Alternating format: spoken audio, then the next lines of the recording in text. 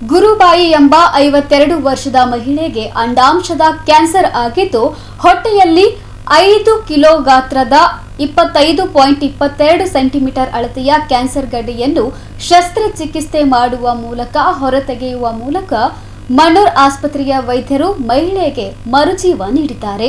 ಕಲಬುರಗಿ ನಗರದ ರಿಂಗ್ ರಸ್ತೆಯಲ್ಲಿರುವ Mannur multi speciality ಆಸ್ಪತ್ರೆಯಲ್ಲಿ ನಡೆದ ಸುದ್ದಿಗೋಷ್ಠಿಯಲ್ಲಿ ಆಸ್ಪತ್ರೆಯ ಮುಖ್ಯಸ್ಥ ಡಾಕ್ಟರ್ ಫಾರೂಕ್ ಮಣ್ಣೂರ್ ಅವರು ಮಾತನಾಡಿ, ಗುರುಬಾಯಿ ಎಂಬ ಮಹಿಳೆಗೆ ಕಳೆದ 4 ತಿಂಗಳಿನಿಂದ ದಿನದಿಂದ ದಿನಕ್ಕೆ ಹೊಟ್ಟೆ ಮುಂದಕ್ಕೆ ಬರುತ್ತಿತ್ತು. ಹೊಟ್ಟೆಯ ಗಾತ್ರ ಕೂಡ ಹೆಚ್ಚಾಗುತ್ತಿತ್ತು. ಆದರೆ ಅವರು ಅದಕ್ಕೆ ನಿರ್ಲಕ್ಷ್ಯ ಮಾಡಿದ್ರು. 2 ರಿಂದ 3 ದಿನಗಳವರೆಗೆ ಹೊಟ್ಟೆಯಲ್ಲಿ ನೋವು ಕಾಣಿಸಿಕೊಂಡಿತ್ತು. ಮಣ್ಣೂರ್ ಮಲ್ಟಿ ಸ್ಪೆಷಾಲಿಟಿ ಆಸ್ಪತ್ರೆಗೆ ಭೇಟಿ ನೀಡಿದಾಗ ಇಲ್ಲಿನ ತಜ್ಞ ವೈದ್ಯರು ಎಲ್ಲ ಆಯಾಮಗಳಲ್ಲಿ ತಪಾಸಣೆ ನಡೆಸಿ ಎಂಆರ್ಐ ಸ್ಕ್ಯಾನ್ ಮಾಡಿಸಿದಾಗ ಅಂಡಾಂಶದಲ್ಲಿ ಕ್ಯಾನ್ಸರ್ ಆಗಿದ್ದು ಕಂಡುಬರುತ್ತದೆ. ಮೊದಲನೇ ಹಂತದ ಕ್ಯಾನ್ಸರ್ ಆಗಿರುವುದು ಖಚಿತವಾಗಿರುತ್ತದೆ. ಆಸ್ಪತ್ರೆಯ ನುರಿತ ವೈದ್ಯರ ತಂಡ ಶಸ್ತ್ರಚಿಕಿತ್ಸೆಗೆ ನಿರ್ಧರಿಸಿ ಸಮಯ ವ್ಯರ್ಥ ಮಾಡದೆ ಶಸ್ತ್ರಚಿಕಿತ್ಸೆ ಮಾಡುತ್ತಾರೆ. 5 ಕೆಜಿ ತೂಕದ 25.22 ಸೆಂಟಿಮೀಟರ್ ಅಳತೆ ಗಡ್ಡೆ ಇರುತ್ತದೆ. ಈ ಶಸ್ತ್ರಚಿಕಿತ್ಸೆ 2 ಅಥವಾ 3 ತಿಂಗಳವರೆಗೆ ನಿರ್ಲಕ್ಷ್ಯ ಮಾಡಿದರೆ ಕ್ಯಾನ್ಸರ್ 3ನೇ ಹಂತಕ್ಕೆ ತಲುಪುತ್ತಿತ್ತು ಹಾಗೂ ಜೀವಕ್ಕೆ ಹಾನಿ ಕೂಡ ಆಗುವ ಸಂಭವವಿತ್ತು ಎಂದರು. ಸ್ತ್ರೀ ರೋಗ ಕ್ಯಾನ್ಸರ್ ತಜ್ಞ ವೈದ್ಯರಾದ ಡಾಕ್ಟರ್ ಸುಮಯ್ಯ ಸನ ಅವರು ಮಾತನಾಡಿ, ಶಸ್ತ್ರಚಿಕಿತ್ಸೆ ಮಾಡುವಾಗ ತುಂಬಾ ದೊಡ್ಡ ಸವಾಲಾಗಿತ್ತು. ಯಾಕೆಂದ್ರೆ ಹೊಟ್ಟೆಯಲ್ಲಿ ಮಿತಿ ಮೀರಿದ ದೊಡ್ಡ ಗಾತ್ರದ ಕ್ಯಾನ್ಸರ್ ಗಡ್ಡೆ ಆಗಿದ್ದು, ಶಸ್ತ್ರಚಿಕಿತ್ಸೆ ಮಾಡುವಾಗ ಗಡ್ಡೆ ಅನ್ನನಾಳ, ಮೂತ್ರನಾಳ, ರಕ್ತನಾಳ ಸೇರಿದಂತೆ ದೇಹದ ಯಾವುದೇ ಒಂದು ಅಂಗ ಅದಕ್ಕೆ ಮೆತ್ತಿಕೊಂಡ್ರೆ ಆ ಭಾಗ ಕೂಡ ಕತ್ತರಿಸುವ ಸಂಭವ ಇರುತ್ತದೆ. ಜೊತೆಗೆ ಇವರ ಹಿಮೋಗ್ಲೋಬಿನ್ ಕೂಡ ಕಡಿಮೆ ಇತ್ತು. ಆದ ಕಾರಣ ರಕ್ತಸ್ರಾವ ಆಗುವ ಸಂಭವ ಹೆಚ್ಚಿನ ಪ್ರಮಾಣದಲ್ಲಿತ್ತು. ಆದರೆ ನಮ್ಮ ನುರಿತ ತಂಡ ಎಲ್ಲ ಸೂಕ್ಷ್ಮವಾಗಿ ಗಮನಿಸಿ ಸುಮಾರು 4 ಗಂಟೆಗೂ ಅಧಿಕ ಶಸ್ತ್ರಚಿಕಿತ್ಸೆ ಮಾಡಿ 5 ದಿನಗಳಲ್ಲಿ ಆಸ್ಪತ್ರೆಯಿಂದ ಡಿಸ್ಚಾರ್ಜ್ ಮಾಡಿದ್ದಾರೆ. ಇಂತಹ ಲಕ್ಷಣಗಳು 1 ಲಕ್ಷ ಜನಸಂಖ್ಯೆಯಲ್ಲಿ 7 ಜನರಲ್ಲಿ ಕಂಡು ಬರುತ್ತದೆ ಎಂದು ತಿಳಿಸಿದ್ದಾರೆ. ಬಹುತೇಕ ಮಹಿಳೆಯರು ಯಾವುದೇ ಒಂದು ಗಡ್ಡೆ ಆದರೆ ನಿರ್ಲಕ್ಷ್ಯ ಮಾಡ್ತಾರೆ. ಆದರೆ ಯಾರೂ ಕೂಡ ನಿರ್ಲಕ್ಷ್ಯ ಮಾಡಬಾರದು. ನಿಮ್ಮ ಸಮೀಪದ ಆಸ್ಪತ್ರೆಗೆ ಭೇಟಿ ನೀಡಿ ತಪಾಸಣೆ ಮಾಡಿಕೋಬೇಕು. ರೋಗ ಹರಡುವ ಮುನ್ನವೇ ರೋಗಕ್ಕೆ ನಿರ್ಮೂಲನೆ ಮಾಡಬಹುದು ಎಂದು ತಿಳಿಸಿದ್ದಾರೆ. ಪೇಷಂಟಿಗೆ ಇನ್ನೂ ಗೊತ್ತೇ ಇರಲ್ಲ ಇದರ ಇಂಪಾರ್ಟೆಂಟ್ ಕ್ಯಾರೆಕ್ಟರಿಸ್ಟಿಕ್. ಇದು ಓವೇರಿಯನ್ ಟ್ಯೂಮರ್ ಕ್ಯಾರೆಕ್ಟರಿಸ್ಟಿಕ್ ಏನಂದರೆ ಪೇಷಂಟ್ ಸಿಮ್ಟಮ್ಸ್ ಇರಲ್ಲ. ಅಂದರೆ ನಾನು ದಪ್ಪ ಆಗ್ತಾ ಇದ್ದೆ ಅಂತ ತಿಳ್ಕೊತಾರೆ. ಹೊಟ್ಟೆ ಒಳಗೆ ಗಡ್ಡೆ ಇರ್ತದೆ, ಹೊಟ್ಟೆ ಡಿಸ್ಟೆನ್ಷನ್ ಆಗ್ತದೆ, ಹೊಟ್ಟೆ ಬೆಳೀತಾ ಇರ್ತದೆ. ಸೊ ಪೇಷಂಟಿಗೆ ಸಿಮ್ಟಮ್ಸ್ ಇರಲ್ಲ. ಸೊ ಇಂಥ ಒಂದು ಸ್ಟೇಜ್ನಲ್ಲಿ ಎಟ್ ದಿ ಎಂಡ್ ಸ್ಟೇಜ್ ಆ ಗಡ್ಡೆ ಸ್ವಲ್ಪ ತಿರುಗುವಾಗ ಅದಕ್ಕೆ ಟಾರ್ಷನ್ ಅಂತಾರೆ. ಸೊ ಪಾರ್ಷಿಯಲ್ ಟಾರ್ಷನ್ ಆಗುವಂಥ ಸಮಯದಲ್ಲಿ ಪೇಷಂಟಿಗೆ ಹೊಟ್ಟೆ ಬ್ಯಾನೆ ಆಗುತ್ತೆ. ಆ ಹೊಟ್ಟೆ ಬ್ಯಾನೆ ಸಲುವಾಗಿ ಪೇಷಂಟ್ ಹಾಸ್ಪಿಟ್ಲಿಗೆ ಬರುತ್ತೆ. ಸೊ ಇಮಿಡಿಯೇಟ್ಲಿ ನಾವೇನದ ಒಂದು MRI ಮಾಡಿದಾಗ ಇಷ್ಟು ದೊಡ್ಡ ಗಡ್ಡೆ ಕಾಣಿಸ್ತು. ಸೊ ಇದಕ್ಕೆ ಒಂದು ಸ್ಮೂತಾಗಿ ಒಂದು ಟೀಮ್ ಮಾಡಿ ಸರ್ಜನ್ ಆಗಲಿ, ಫಿಸಿಷಿಯನ್ ಆಗಲಿ, ಅನೆಸ್ಥೆಟಿಸ್ಟ್ ಆಗಲಿ, ಪೋಸ್ಟ್ ಆಪರೇಟಿವ್ ಮ್ಯಾನೇಜ್ಮೆಂಟ್ ಆಗಲಿ, ಇಂಟ್ರಾ ಆಪರೇಟಿವ್ ಮ್ಯಾನೇಜ್ಮೆಂಟ್ ಆಗಲಿ, ಮತ್ತು ಇದು ಅಕಸ್ಮಾತ್ ಆಪ್ರೇಷನ್ ಥಿಯೇಟ್ರದಲ್ಲಿ ಸರ್ಜರಿ ಮಾಡುವಾಗ ಆ ಗಡ್ಡೆ ಮೂತ್ರಚೀಲಕ್ಕೆ ಹತ್ತಿತ್ತು, ಆ ಗಡ್ಡೆ ಕರಳಿಗೆ ಹತ್ತಿತ್ತಂದರೆ ಆ ಕರಳು ಕಟ್ ಮಾಡಬೇಕಾಗುವಂಥ ಪರಿಸ್ಥಿತಿ ಬರ್ತಿತ್ತು. ಮೂತ್ರಚೀಲಗೆ ಹತ್ತಿದಂದರೆ ಆ ಮೂತ್ರಚೀಲನೂ ಸ್ವಲ್ಪ ಕಟ್ ಮಾಡುವಂಥ ಪರಿಸ್ಥಿತಿ ಬರ್ತಿತ್ತು. ಸೊ ಯೂರಾಲಜಿಸ್ಟ್ನು ಕಾಂಟ್ಯಾಕ್ಟ್ದಲ್ಲಿದ್ದರು ಮತ್ತು ಗ್ಯಾಸ್ಟ್ರೋದವ್ರನ್ನೂ ಕಾಂಟ್ಯಾಕ್ಟ್ದಲ್ಲಿದ್ದರು. ಬಟ್ ಎಲ್ಲ ಕಾಂಪ್ಲಿಕೇಶನ್ ಆಗಲಾರ್ದಂಥ ಇಂಟ್ರಾ ಆಪರೇಟಿವ್ ವಿತೌಟ್ ಒಂದು ಸಿಂಗಲ್ ಕಾಂಪ್ಲಿಕೇಶನ್ ಆಪರೇಷನ್ ಥಿಯೇಟ್ರಿಂದ ಪೇಷಂಟ್ ಒಂದು 4 ಗಂಟೆ ದೊಡ್ಡ ಸರ್ಜರಿ ಆದಮೇಲೆ ಪೇಷಂಟ್ ನಮ್ಮ ICUಗೆ ಬರುತ್ತೆ. ಮತ್ತು ಪೋಸ್ಟ್ ಆಪರೇಟಿವ್ನು ಏನದ ಪೇಷಂಟ್ ಭಾಳ ಸ್ಮೂತಾಗಿ 1-2 ದಿನದಲ್ಲಿ ಏನದ ICUಲಿಂದ ರಿಕವರ್ ಆಗಿ ವಾರ್ಡಿಗೆ ಬರುತ್ತೆ. ಮತ್ತು 5ನೇ ದಿನದಕ್ಕೆ ಪೇಷಂಟ್ ಡಿಸ್ಚಾರ್ಜಿಗೆ ರೆಡಿ ಆಗುತ್ತೆ. ಅಂದರೆ ಇಷ್ಟು ಸ್ಮೂತಾಗಿ ಒಂದು ದೊಡ್ಡ ಮೆಟ್ರೋ ಸಿಟೀಸ್ನಲ್ಲಿ ಆಗುವಂಥ ಒಂದು ದೊಡ್ಡ ಅಸಾಧ್ಯವಾದ ಕೇಸನ್ನು ಅದನ್ನು ಅವರು ಸ್ಮೂತ್ಲಿಯಾಗಿ ಸಾಧ್ಯ ಮಾಡುವಂಥ ನಮ್ಮ ಡಾಕ್ಟರ್ ಸುಮಯ್ಯ ಸನಾ ಮೇಡಮ್ ಅವರು, ನಾನು ಹೇಳಬೇಕಂತ ಅವರಿಗೆ ಕಾಂಗ್ರ್ಯಾಚುಲೇಟ್ ಮಾಡ್ತೀನಿ ನಮ್ಮ ಎಲ್ಲ ಟೀಮಿಗೆ. ಮತ್ತು ಇದರಲ್ಲಿ ಒಂದು ಸ್ಪೆಷಲ್ ಏನಂದರೆ ಡಾಕ್ಟರ್ ಸುಮಯ್ಯ ಸನಾ ಮೇಡಮ್ ಅವರು ಫಸ್ಟ್ ಕಲಬುರಗಿದ ಆಂಕೋ ಗೈನಿ ಸರ್ಜನ್ ಇದ್ದಾರೆ. ಅಂದರೆ ಸ್ತ್ರೀ ರೋಗ ಕ್ಯಾನ್ಸರ್ ತಜ್ಞರು ಫಸ್ಟ್ ಇದ್ದಾರೆ. ಅವರು MBBS MS ಮಾಡಿದ್ಮೇಲೆ ಫೆಲೋಶಿಪ್ ಇನ್ ಆಂಕೋ surgery, specially females cervical cancer ಆಗಲಿ, ಯುಟ್ರೈನ್ ಕ್ಯಾನ್ಸರ್ ಆಗಲಿ, ಮತ್ತು ನಮ್ಮ ಓವೇರಿಯನ್ ಕ್ಯಾನ್ಸರ್ ಆಗಲಿ. ಯುಟ್ರೈನ್ ಅಂದರೆ ಮಕ್ಕಳ ಚೀಲ ಕ್ಯಾನ್ಸರ್ಗೆ ಅಂತಾರೆ.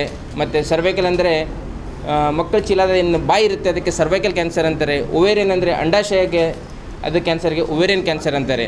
ಸೊ ಇದರಲ್ಲಿ ಸ್ಪೆಷಲಿಸ್ಟ್ ಇದ್ದಾರೆ ಬಹಳಷ್ಟು. ನಮ್ಮ ಕಲಬುರಗಿಯಲ್ಲಿ ಲೇಡೀಸ್ ಒಂದು ಮೇಲ್ ಆಂಕೋ ಸರ್ಜನ್ ಬಳಿ ಹೋಗೋಕ್ಕೆ ಸ್ವಲ್ಪ ನಾಚ್ಕೋತಾರೆ. ಸೊ ಅದು ಇಂಥ ಸಮಯದಲ್ಲಿ ನಮ್ಮ ಡಾಕ್ಟರ್ ಸುಮಯ್ಯ ಸನ ಮೇಡಮ್ ಅವ್ರದ್ದು ನೀವು ಏನದ ಗೈನಕಾಲಜಿಸ್ಟ್ ಇದ್ದೀನಿ ಮನ್ನೂರು ಹಾಸ್ಪಿಟಲಲ್ಲಿ. ನಾನು MBBS MRMC ಗುಲ್ಬರ್ಗದಿಂದ ಮುಗಿಸಿದ್ದೀನಿ, MS ESI ಬ್ಯಾಂಗ್ಳೂರಿಂದ ಮುಗಿಸಿದ್ದೀನಿ, ಮತ್ತು ಸ್ಪೆಷಲೈಸೇಷನ್ ಗೈನಕ್ ಕ್ಯಾನ್ಸರ್ ಫೆಲೋಶಿಪ್ ಮಾಡಿದ್ದೀನಿ HCG ಬ್ಯಾಂಗ್ಳೂರಿಂದ. ಸುಮಾರು 1 ವರ್ಷದಿಂದ ಮಾಡ್ತಾಯಿದ್ದೀನಿ. ಸುಮಾರು 50 ಕೇಸಸ್ ಗೈನಕ್ ಕ್ಯಾನ್ಸರ್ ಸರ್ಜರಿ ಮಾಡಿದ್ದೀವಿ. ಮತ್ತು ನಾನು ಸ್ಪೆಷಲಿಸ್ಟ್ ಇದ್ದೀನಿ, ಗೈನಕ್ ಕ್ಯಾನ್ಸರ್ ಸ್ಪೆಷಲಿಸ್ಟ್. ಏನೇನು ಬರುತ್ತೆ ಇದರಲ್ಲಿ ಸರ್ ಹೇಳಿದಾರೆ ಆ ಥರ ಓವರಿ ಗರ್ಭಕೋಶ ಕ್ಯಾನ್ಸರ್, ಅಂಡಾಶಯದ ಕ್ಯಾನ್ಸರ್ ಮತ್ತು ಗರ್ಭಕೋಶ ಬಾಯಿಂದ ಸರ್ವೈಕಲ್ ಕ್ಯಾನ್ಸರ್ ಇದು ಎಲ್ಲ ಡೀಲ್ ಮಾಡ್ತೀವಿ. ಆಮೇಲೆ ನಾನು ಹೈ ರಿಸ್ಕ್ ಪ್ರೆಗ್ನೆನ್ಸಿ ಕೂಡ ಟ್ರೀಟ್ಮೆಂಟ್ ಮಾಡ್ತೀನಿ. ಈ ಪೇಷಂಟ್ ಗುರುಬಾಯಿ ಅಂತ 52 ಇಯರ್ ಓಲ್ಡ್ ಫೀಮೇಲ್ ನನ್ನ ಹತ್ರ ಬಂದಿತ್ತು. 4-5 ದಿನದಿಂದ ಹೊಟ್ಟೆ ಬ್ಯಾನಿ ಮತ್ತು 6 ತಿಂಗಳಿಂದ ಹೊಟ್ಟೆ ದಪ್ಪ ಆಗ್ತಾಯಿದೆ ಅಂತ ನನ್ನ ಹತ್ರ ಬಂದಿತ್ತು. ನಾನು ನೋಡಿ ಗುರುಬಾಯಿ 52 ಇಯರ್ ಓಲ್ಡ್. ಆಮೇಲೆ ಎಕ್ಸಾಮಿನೇಷನ್ ನೋಡಾದಮೇಲೆ ಹೊಟ್ಟೆಯಲ್ಲಿ ದೊಡ್ಡ ಗಡ್ಡೆ ಕಂಡು ಬಂತು. ನೆಕ್ಸ್ಟ್ ಇನ್ವೆಸ್ಟಿಗೇಷನ್ ಮಾಡಿದ್ದೀವಿ, MRI ಮಾಡಿದ್ದೀವಿ. MRIಯಲ್ಲಿ ಅಂಡಾಶಯದಿಂದ ದೊಡ್ಡ 25 ಸೆಂಟಿಮೀಟ್ರ್ ಗಡ್ಡೆ ಬರ್ತಾಯಿದೆ, ಕ್ಯಾನ್ಸರ್ ಇರಬಹುದು ಅಂತ ಕೊಟ್ಟಿದ್ದರು. ಆಮೇಲೆ ಟರ್ನ್ ಆಗಿತ್ತು, ಟ್ವಿಸ್ಟ್ ಆಗಿತ್ತು, ಪಾರ್ಷಲ್ ಟಾರ್ಷನ್ ಅಂತ ರಿಪೋರ್ಟಲ್ಲಿ ಕೊಟ್ಟಿತ್ತು.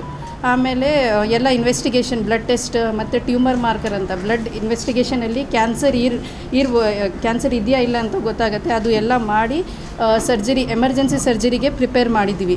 ಅವ್ರದ್ದು ಹಿಮೋಗ್ಲೋಬಿನ್ ಸ್ವಲ್ಪ ಕಮ್ಮಿ ಇತ್ತು, 9 ಗ್ರಾಮ್ ಇತ್ತು. ರಕ್ತ ಅರೇಂಜ್ ಮಾಡಿ ನಮ್ಮ ಫಿಸಿಷಿಯನ್ ಡಾಕ್ಟರ್ ಶ್ರೀಕಾಂತ್ ಒಪಿನಿಯನ್ ತೊಗೊಂಡು, ಅನೆಸ್ಥೆಟಿಸ್ಟ್ ಡಾಕ್ಟರ್ ಸತೀಶ್ ಒಪಿನಿಯನ್ ತೊಗೊಂಡು ಎಲ್ಲ ಪ್ಲ್ಯಾನ್ ಮಾಡಿ ಸರ್ಜರಿ ತೊಗೊಂಡಿದ್ದೀವಿ. ಸರ್ಜರಿಯಲ್ಲಿ ಹೊಟ್ಟೆ ಓಪನ್ ಮಾಡಿದ ತಕ್ಷಣ ದೊಡ್ಡ ಗಡ್ಡೆ, ಸುಮಾರು 5 kg ಗಡ್ಡೆ ಬಂತು. ಆಮೇಲೆ ಈ ಗಡ್ಡೆ ಎಲ್ಲ ಕಡೆ ಇದು ಎಲ್ಲ ಬಿಡಿಸಾದ್ಮೇಲೆ ಎಲ್ಲ ಕಡೆ ಅಂದ್ಕೊಂಡಿತ್ತು, ಮೂತ್ರಚೀಲೆಗೆ, ಕರ್ಲೆಗೆ ಮತ್ತು ರಕ್ತನಾಳಗೆ, ಮೂತ್ರನಾಡಿಗೆ. ಆಮೇಲೆ ಒಮೆಂಟಮ್ ಅಂತ ಒಂದು ಫ್ಯಾಟ್ ಲೇಯರ್ ಇರುತ್ತೆ ಬಾಡಿಯಲ್ಲಿ, ಅದು ಎಲ್ಲ ಅಂದ್ಕೊಂಡಿತ್ತು. That was very challenging. ಈ ಎಲ್ಲ ಬಿಡ್ಸೋಕ್ಕೆ ವಿತೌಟ್ ಏನೂ ಡ್ಯಾಮೇಜ್ ಆಗಲಾರ್ದೆ ಆಪ್ರೇಷನ್ ಮಾಡೋಕ್ಕೆ ಇಟ್ ವಾಸ್ ಲಿಟಲ್ ಚಾಲೆಂಜಿಂಗ್. ಆ ರಕ್ತನಾಡಿಗೆ ಏನಾದರೂ ಡ್ಯಾಮೇಜ್ ಆಯಿತು ಅಂದರೆ ಬ್ಲೀಡಿಂಗ್ ಆಗಿ ಪೇಷಂಟ್ ಆನ್ ಟೇಬಲ್ ಡೆತ್ ಆಗೋಕ್ಕೆ ಚಾನ್ಸಸ್ ಇರುತ್ತೆ. ಆಮೇಲೆ ಕರ್ಲೆ ಏನಾದರೂ ಡ್ಯಾಮೇಜ್ ಆಯಿತು, ಮೂತ್ರಚೀಲ ಏನಾದರೂ ಡ್ಯಾಮೇಜ್ ಆಯಿತು, ಅದು ಕಟ್ ಮಾಡಿ ರಿಪೇರ್ ಮಾಡಿ ಮತ್ತು ಅರ್ಧದ್ದು ಕಾಂಪ್ಲಿಕೇಶನ್ಸ್ ಇರ್ತಾಯಿತ್ತು. ಅದು ಎಲ್ಲ ಮಾಡೋಕ್ಕೆ ಸೇಫಾಗಿ ಮಾಡೋಕ್ಕೆ ಸ್ವಲ್ಪ ಕಷ್ಟ ಇತ್ತು. ಬಟ್ ಎಲ್ಲ ಕ್ಲೀನಾಗಿ ಮಾಡಿ ಪೇಷಂಟ್ಗೆ ICU ಶಿಫ್ಟ್ ಮಾಡಿದ್ದೆ. ಅವತ್ತೇ ದಿನ ಎಕ್ಸ್ಟ್ಯೂಬೇಟ್ ಮಾಡಿ ಅವ್ರು ಅನಸ್ತೀಶಾ ಕೊಟ್ಟಿದ್ದರು, ಜನರಲ್ ಅನಸ್ತೀಶಾ, ಪೈಪ್ ಹಾಕಿ ಟ್ಯೂಬ್ ಹಾಕಿ. ಬಟ್ ಪೇಷಂಟ್ ರಿಕವರ್ ಚೆನ್ನಾಗಿ ಆದರು. ICUಯಲ್ಲಿ ಶಾಪುರಲ್ಲೇ ಹೋಗಿ ಇಲ್ಲಿ ಆಸ್ಪತ್ರೆ ಹೆಸರು ಗೊತ್ತಾಯಿತು, ಬಂದೀವಿ. ಬಂದುಗಳನ್ನೇ ಭಾಳ ತ್ರಾಸ ಆಗ್ಲಕತ್ತು. ಅಡ್ಮಿಂಟ್ ಮಾಡ್ಕೊಂಡು ಆಗಿಂದಾಗೆ ಎಲ್ಲ ತೆಗೆದು ಹಾಕಿದ್ರಿ.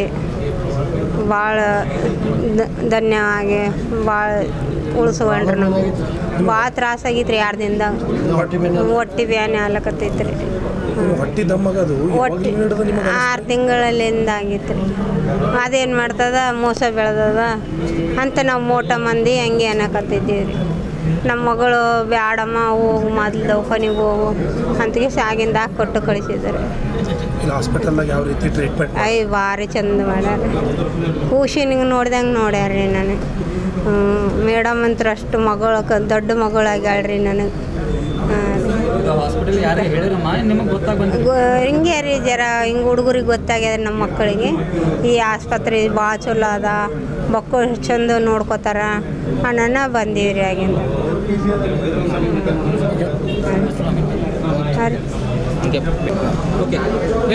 ಸರ್ ನಮಸ್ತೆ. ನನಗೂ ಹಿಂಗೆ ಫ್ರೆಂಡ್ ಸರ್ಕಲಲ್ಲಿ ಹೇಳಿದರು ಮನೂರು ಹಾಸ್ಪಿಟ್ಲ್ ಚೆನ್ನಾಗಿದೆ ಅಂತೇಳಿ, ಟ್ರೀಟ್ಮೆಂಟ್ ಕೂಡ ಚೆನ್ನಾಗಿರುತ್ತೆ ಅಂತ ಹೇಳಿದರು. ಅದಾದ ನಂತರ ಬಂದು ಒಂದೇ ದಿನದಲ್ಲಿ 2 ದಿನದಲ್ಲಿ ನಾನು ಸ್ಕ್ಯಾನಿಂಗ್ ಅದು ಮಾಡಿಸಿದೆ ಗೌರ್ಮೆಂಟ್ ಹಾಸ್ಪಿಟ್ಲಲ್ಲಿ. ಅಲ್ಲಿ ಯಾವ ರೀತಿ ಬಗೆಯಿರಲಿಲ್ಲ. ಅದ್ರ ಸಲಿಂದ ರೆಫರೆನ್ಸ್ ತೊಗೊಂಡು ಈ ಹಾಸ್ಪಿಟ್ಲ್ಗೆ ಹೋಗಿ ಚೆನ್ನಾಗಾಗುತ್ತೆ ಅಂತಂದರು. ಬರೋಣನೇ ಹಿಂಗಿದೆ ಒಂದೇ ದಿನದಲ್ಲಿ ಅದು ಪೇನ್ ಅದೆಲ್ಲ ನೋಡಿ ಅವತ್ತಿನ ದಿನವೇ ನೈಟು ಆಪ್ರೇಷನ್ ಆಗಿದೆ. 4 hours 9:30 1:30 ತನಕ ಆಪ್ರೇಷನ್ ಆಗಿದೆ. ನಮಗೆ ಮೊದಲೇ ಬಂದಿತ್ತು ಸರ್. ಆದರೆ ಅದು ಅಷ್ಟೊಂದು ಪೇನ್ ಆಗ್ತಾಯಿಲ್ಲ ಅಂತಂದರು. ನಾವು ಅಷ್ಟು ನೆಗ್ಲಿಜೆನ್ಸಿ ಮಾಡಿದ್ದೀವಿ ನಾವು ಕೂಡ. ಬಟ್ ಆಮೇಲೆ ಬರ್ತಾ 2 ದಿನದಲ್ಲಿ ಮತ್ತೆ ಸ್ಕ್ಯಾನ್ ಮಾಡಿಸೋಣ, ತುಂಬ ಪೇನ್ ಆಗ್ತಾಯಿದೆ ಅಂತಂದರು ಅಮ್ಮವರು. ಅನ್ನೋಣನೇ ಮತ್ತೆ ತೊಗೊಂಡು ಕೇಸಿಂದ ಈ ಥರ ಟ್ರೀಟ್ಮೆಂಟ್ಗೆ ಪ್ರೈವೇಟ್ ಇದರಲ್ಲಿ ಮಾಡಿದೆ. ಬಟ್ ಮನೂರು ಹಾಸ್ಪಿಟ್ಲಲ್ಲಿ ಚೆನ್ನಾಗಿ ಟ್ರೀಟ್ಮೆಂಟ್ ಕೂಡ ಚೆನ್ನಾಗಿ ಮಾಡ್ತಾಯಿದ್ದಾರೆ. ಎವ್ರಿ ಪೇಷಂಟ್ ಕೂಡ ಚೆನ್ನಾಗಿ ನೋಡ್ಕೋತಾ ಇದ್ದಾರೆ. Thank you sir. Chandrakant sir. ಸುದ್ದಿಗೋಷ್ಠಿಯಲ್ಲಿ doctor Satish Sharanappa, doctor Zeenat, doctor Ismail Chand, Vicky Pawar ಸೇರಿದಂತೆ ಆಸ್ಪತ್ರೆಯ ವೈದ್ಯರು ಇತರರು ಉಪಸ್ಥಿತರಿದ್ದರು. Bureau report in Gulbarga news.